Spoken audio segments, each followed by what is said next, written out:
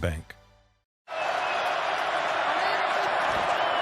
2nd and 8, rush, downfield, CeeDee Lamb open, it's underthrown, and it's scooped and intercepted. C.J. Gardner-Johnson hurt his hand earlier in this half. He's okay. He's more than okay. He's got the big pick. Downfield where he wanted to, as he got rocked. C.J. Gardner-Johnson comes over.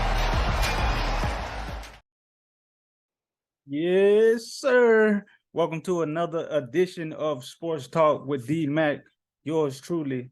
And once again, man, we got to show a lot of love to them birds, baby. Beating the Dallas Cowboys, going 6-0.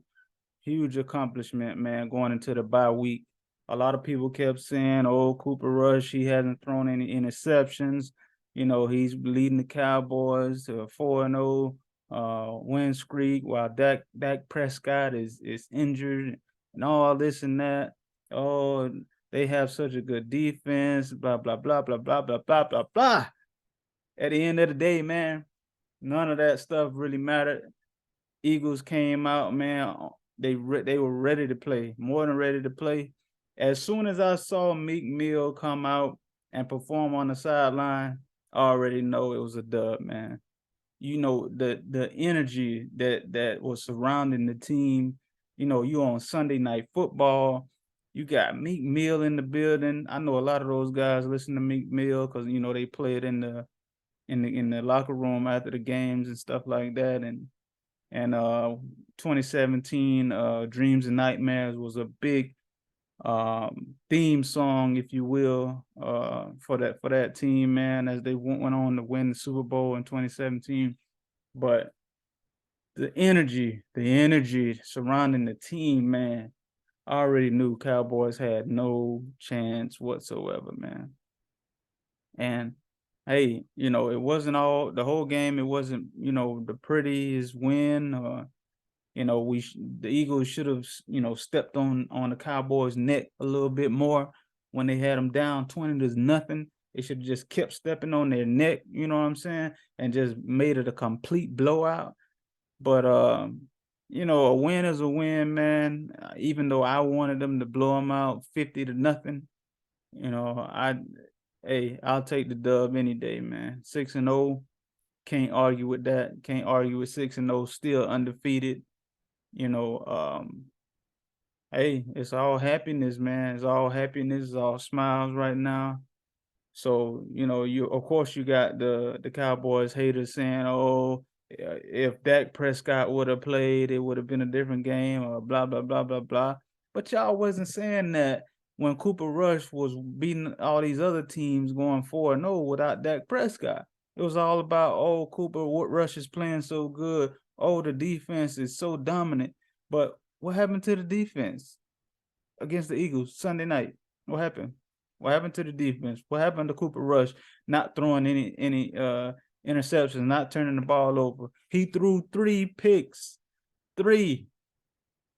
2 to Chauncey Gardner-Johnson, CJ, 23, back end safety. Okay. And he threw 1 to big play Slay. And the first one that's Gardner-Johnson got, that was a credit to my man Bradbury on the other side. So the corners, Slay and Bradbury, playing lockdown. So I just, from top to bottom, I'll take our defense over anybody. I'll take our defense any given Sunday to line up with anybody, from the D-line to the linebackers to the secondary. As long as we stay healthy, I'll take our defense over anybody. Anybody can get it, as they say. You know what I'm saying? So, man, I am just ecstatic with the win, man, because I got a brother that's a Cowboy fan. I got a dad that's a Cowboys fan. And, you know, they've been talking a lot of smack, blah, blah, blah, blah, blah. You know, my brother in particular, he like to talk smack, blah, blah, blah. We're going to whoop y'all. Yeah. You know, even without Dak Prescott. But, you know, he been real quiet ever since Sunday night. You know, real quiet. I can't get him to text me back or nothing. But, you know, you know how that go. You know what I mean? Like, yeah, the Cowboys fans, they like to talk a lot of smack, but when things go wrong, they make excuses or hide like cockroaches. You know what I'm saying? When the lights come on, they like cockroaches, they scatter and hide. So it is what it is, man. Super, super happy about the victory. Eagles going on a bye this week. Much needed rest. I know Lane Johnson got a little nicked up in the game with a concussion. Hopefully, he's ready to go by the next time they take the field against the Steelers. But man, we couldn't be in a better place right now. 6-0 going into the bye. I know these guys are gonna come back, ready to go. Nick Sirianni has had his team, ready each and every week. So I have no doubt that he'll have those guys ready, coming back after the bye week. And I mean, if you look at the schedule, man, I just don't see too many losses on this schedule for the Philadelphia Eagles.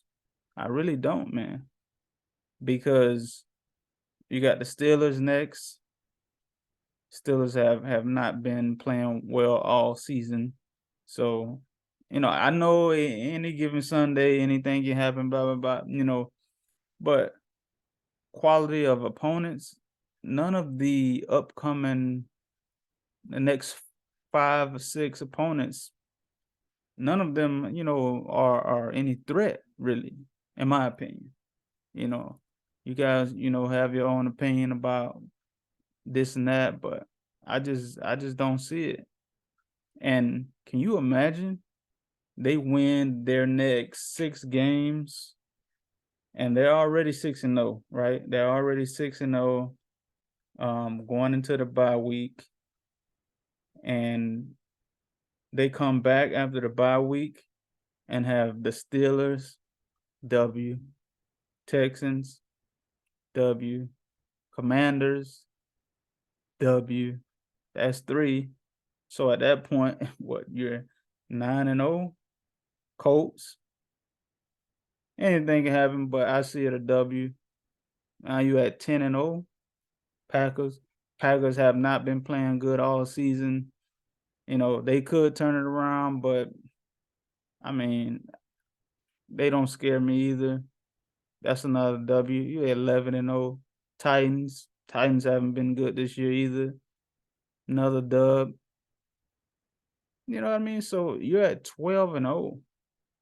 Then you got the Giants, Bears, Cowboys, Saints, Giants. I mean, realistically, man, this team can I just don't see them losing too many games going forward, man. I just don't see it. They could possibly lose the next game against the Cowboys. They could split with the Giants, I guess. They're not gonna lose both games to the Giants at all. So you can hang that one up. The Colts game, I guess it could turn out to be something, but I doubt it. Packers, same thing. I mean, Bears are definitely gonna beat them. Saints, Eagles have been beating the Saints like a drum for the last 2-3 years, so there's no threat there. And Giants to close out. Man, this is shaping up from what these guys have already done through the first 6 games until now. This is just shaping up to be a very winning, happy season for the Birds, man, because the train looks like it's gonna keep on rolling for at least another 4 weeks, right? And you at 10-0 at the top of the division, undefeated. So looks like listen. Eagles, barring any major injuries to the quarterback, key positions, stuff like that. Eagles stay healthy. They're going into the playoffs, number 1 seed. Yeah, I said it. Number 1 seed going into the playoffs this year. Barring any injuries or any major injuries, number 1 seed going into the playoffs, right? Then that gives them 2 home games, right? So it was the same scenario in 2017. You get 2 home games and then you in the Super Bowl, right? Okay, so you number 1 seed, you got 2 home games at your house in Philly at the Link to get to the Super Bowl. Hey, I like that scenario, man. I don't know who they would end up playing and this and that, but listen, the NFC this year, it's like it's so much parity, you know what I mean? And no team has been overly impressed. The Eagles have been the best team this year in the NFC by far. Undefeated. You can only play. I know some people say, "Oh, who have they beaten?" Blah blah blah. Listen, you can only play who's on your schedule. That's all you can do. You can't pick and choose who you want to play. The schedule is the schedule. That's just what it is. You know what I mean? So everybody has all these little comments to say about who they played, and who did they beat, blah blah blah. Listen, at the beginning of the season or before the season started, right? You would look at the schedule and say, okay, the Vikings game, that should be a good game, right? Because the Vikings were pretty good last year, right? They beat the Vikings handily, blowout, 24-7. Actually, watching that game, it was worse than the score would indicate, right? The final score was 24-7 Eagles. They beat the brakes off the Vikings. It wasn't even close. The defense played unbelievable. Slay had 3 picks in that game. It was just a blowout, complete beatdown, right? Okay, so they beat the Vikings, and right now, this day, the Vikings have a winning record. So they beat the Vikings. Commanders, I'm not even going to speak on that. That is what it is. Jaguars, same thing. Cardinals, everybody was saying the Cardinals would be a test too, right? Because they were pretty good this last year also. And now they faltered at the end of the season, but they started out real hot. And then, they have some talent on their team. Whether you like or dislike Kyler Murray or not, he's a decent quarterback. You know what I mean? He can run around and make some things happen, off script plays, yada yada yada. But they got ex-Eagle Zach Ertz down there. D Hop is eventually gonna come back. They have some, JJ Watt is a little bit older now, but they got him. They have some key players on their team. So you would say, okay, Cardinals, that's gonna be a little bit of a test for the Eagles, right? Beat the Cardinals. All right, and then after the Cardinals game, everybody was like, "Oh, okay. So now we're really gonna see. We're really gonna be able to tell what the Eagles can do against the Dallas Cowboys, even though Dak Prescott is injured. Cooper Rush has been undefeated in his absence, leading the team to a 4-0 record. The defense of the Dallas Cowboys has been lights out. The dominant defense of the Dallas Cowboys. You know what I mean? That's all everybody was saying going into the game. But then Sunday night comes, Dallas Cowboys get beat down. You know what I mean? Manhandled. I was looking at some clips because when you're looking at the game on TV, right? You don't notice a lot of other things that you will notice if you really go back and look at other parts of the field, right?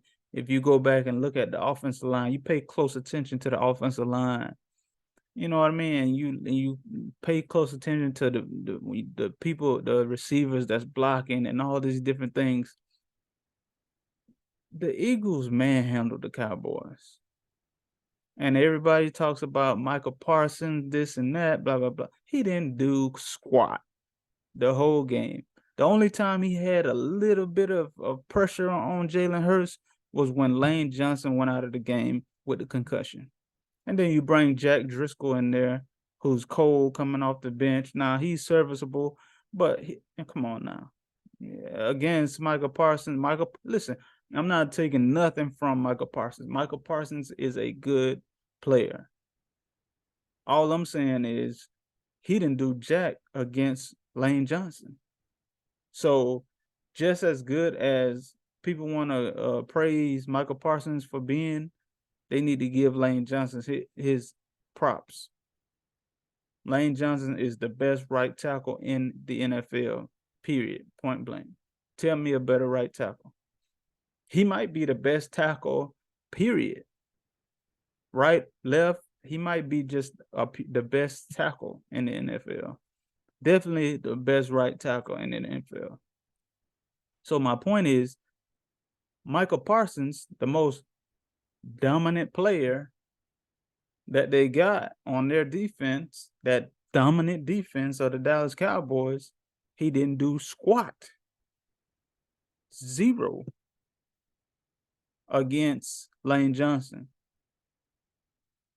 So when we put everything into perspective and say, okay, well, you guys talked about how dominant your defense was, and Michael Parsons this, and Lawrence talking his smack, days before the game about he don't want to hear about Jalen Hurts, enough questions about Jalen Hurts, and the Eagles haven't played the Dallas Cowboys yet, and all this bloviating that the Cowboys players were doing, DeMarcus Lawrence in particular, doing all this talk, bloviating, and he didn't do anything either. There was one play when he thought he had Jalen Hurts in the backfield for a sack, and Jalen Hurts just shook him off real quick, made him look stupid. You know what I mean? But you have all this talk, and then there was another play where he's trying to loop around, and Jason Kelce just throws him out of the way like a rag doll. You know what I mean? So, like, the Eagles manhandled the Cowboys, manhandled them, and I know this sets up for a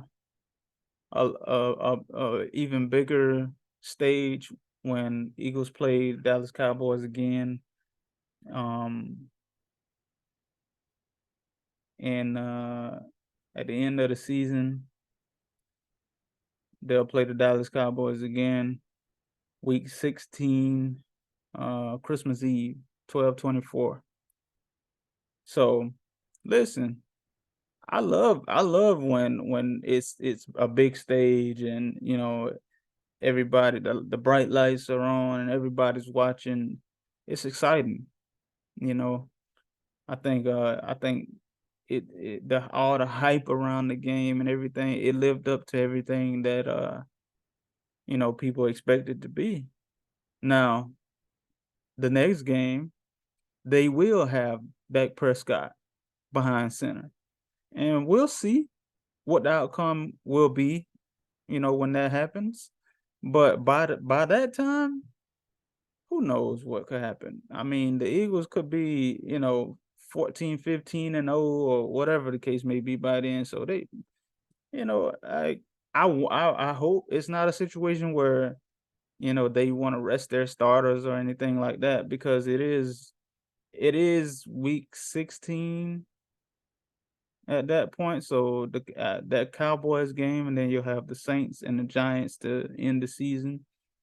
So probably not. I doubt that they would rest starters in that game, because it's not the last game or whatever the case may be. That'll be the third to the last game. But listen, I want to see it. I want that Prescott to play, because I want all of their players to play, because Nothing gives me more satisfaction than when the Eagles beat down the Dallas Cowboys. And this time it'll be in Texas. So they will have no excuse. I want all their players to be healthy. All their players to be healthy. So we can just punish them again. And this time, I want it to be a big time beatdown. I want the Eagles to just go crazy. I want AJ Brown to have 200 yards and 2 touchdowns. I want Smith to catch him a touchdown, go $150 or whatever the case may be. I want Quez to have a long bomb for a touchdown. I just want to be bombs away, just blow them out in their stadium with Dak Prescott. I want defense to beat Dak Prescott, beat him down, get 3-4 sacks on him, force a couple turnovers, fumbles, interceptions. That's what I want. Yeah, that's what I want. So I can't wait for the Eagles to play the Dallas Cowboys again. I can't wait for it. But until then, we'll just have to be satisfied with the latest beatdown and, flush that game. We're in the bye week now. We get past that. And just keep the train rolling, man. Just keep the train rolling. I love this team. I've been following this team for a long time, and I'm really happy to see the success that they're having. Howard Roseman has done a great job. He should be GM of the year with the way he has turned this team around so quickly with all of the free agent additions, the players that we acquired in the draft. I mean, just think about it. Jordan Davis hasn't even, he's a rookie, right? He's not even getting a lot of playing time thus far. Just think about that. Like, wait until he's like a full-time starter in the defense. That's a big man. That's a big, big man in the middle of that defense. So, man, and then you think about linebacker drafted out of Georgia, also Nakobe Dean. When he can't even get on the field right now, and too much because you got, he's playing behind Kaiser White. I mean, those guys, they're playing unbelievable right now. So, listen, I just don't see much pushback coming forward. If I'm wrong, I'll get on here and say, you know what, I was wrong, gotta eat some crow, blah, blah, blah. But listen, this is shaping up to be a great year, and I look forward to keep talking about it. I would love to get my brother on here and see him eat some crow. And as a Cowboys fan, he's been dodging me, like I said, so might not happen, but I'm gonna work on it. But until next time, man, peace.